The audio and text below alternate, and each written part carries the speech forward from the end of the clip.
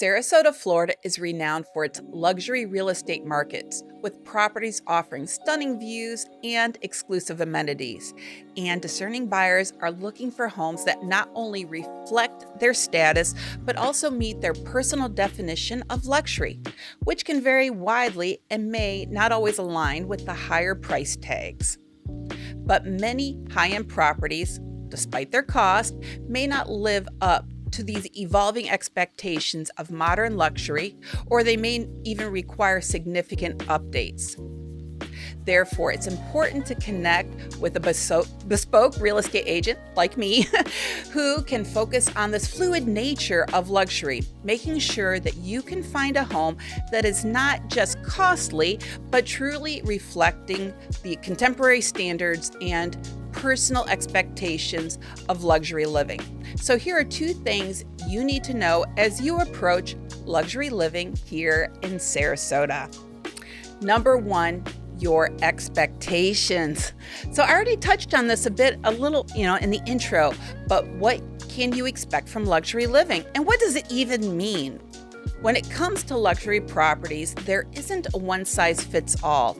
Does luxury mean a home over $1 million or over $2 million?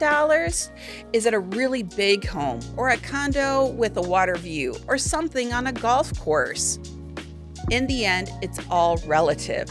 I come from Toledo, Ohio, and just for kicks, I pulled up on Zillow how many homes are listed over $900,000 there. And I actually looked outside of Toledo in the surrounding cities and counties as well. There are about 10 listings over $900,000, just 10. In contrast, between Sarasota and Manatee counties, there are currently 1,600 properties listed over $900,000. So again, it's really all relative. There's one home in Perrysburg, Ohio on almost an acre. And the home is over 10,000 square feet and it's listed at $1.3 million.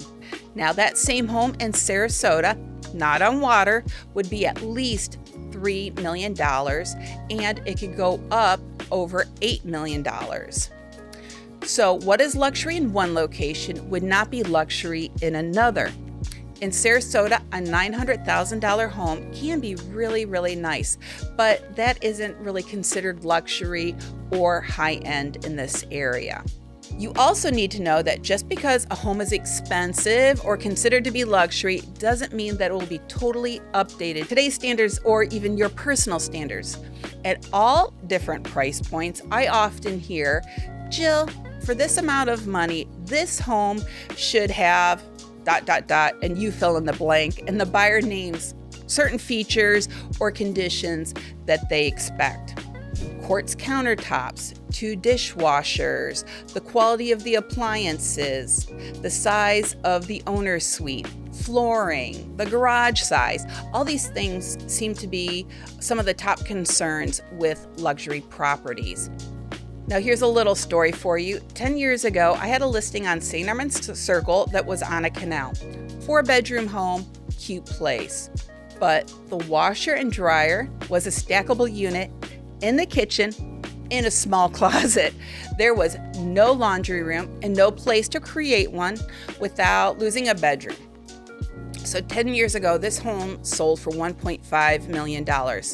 Now it last sold in 2021 for almost $2.8 million, all without a laundry room. And in addition, the home isn't any more updated than what it was back in 2013 or even 2010.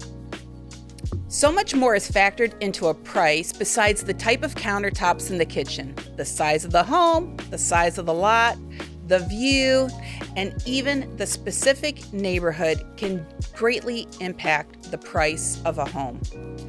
Homes west of 41 or Tamiami Trail will carry a significantly higher price tag than those on the same street but east of the trail. Another good example, there's a 1961 home on Bird Key listed at $2 million. This is just a 2-bedroom, 3-bathroom, 2,300 square feet with a pool. Now it has some nice updates. And in Venice, there's a 1980 home with very similar specs that's listed at $600,000. Location usually trumps everything. So when you're looking at luxury homes, or really any home, remember that the price point doesn't always justify the home being in a particular condition or having the features that you think it should have. Sometimes expectations don't match reality. Well, let me quickly jump in and introduce myself. I'm Jill Thomas, real estate agent here in the Sarasota area, and I try to bring relevant videos to my channel each week so you can learn and make really good decisions for yourself.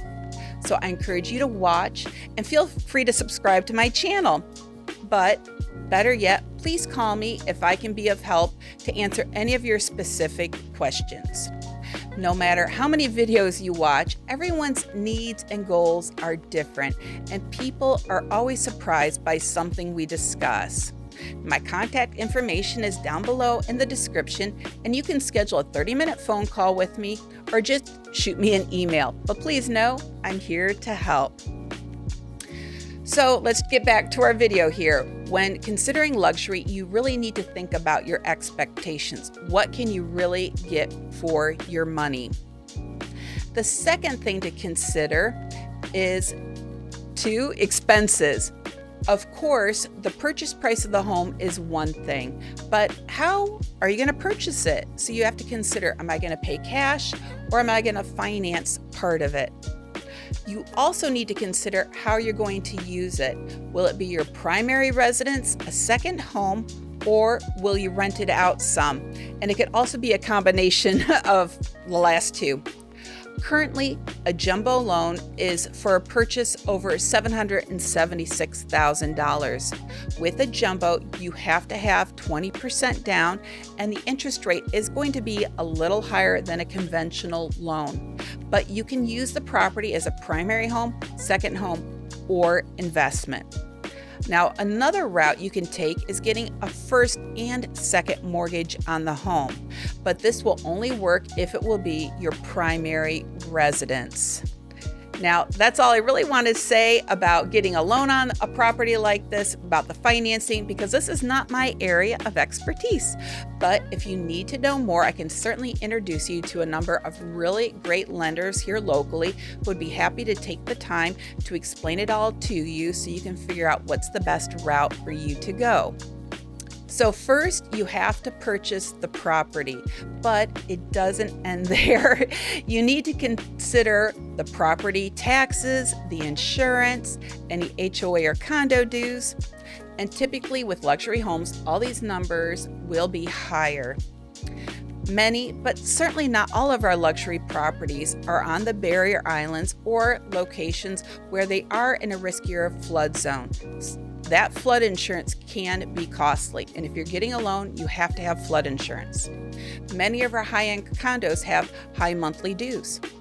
Now, I'm showing a couple condos on Siesta Key. It was the day after I wrote this script, and the monthly dues are around $1,700. And some properties have dues that are $2,000 and $3,000 a month. So the other thing too to keep in mind is the maintenance of a luxury property, especially because you want to retain those values. So yard work, pool, general cleaning and repairs.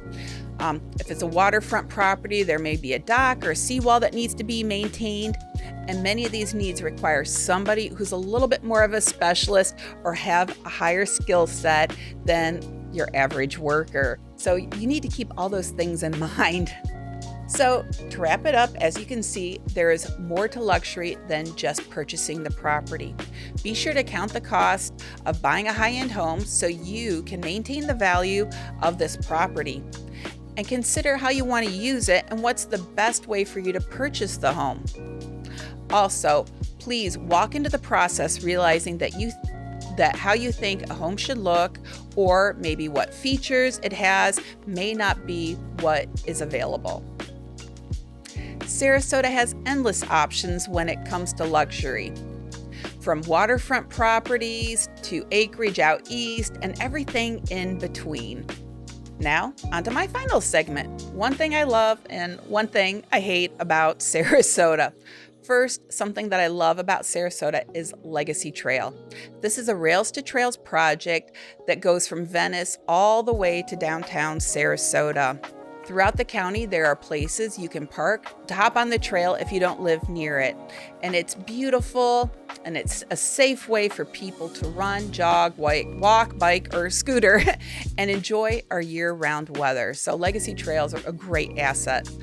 Now, one thing I hate about Sarasota is actually the grass. The grass in Florida is not like the grass that we get up north. It doesn't emit that lovely sweet smell when it's mowed, and it's often kind of scratchy and rough. There are some types of grass that is more soft, but it's more costly to maintain. And some grass looks more like one giant weave woven through the yard.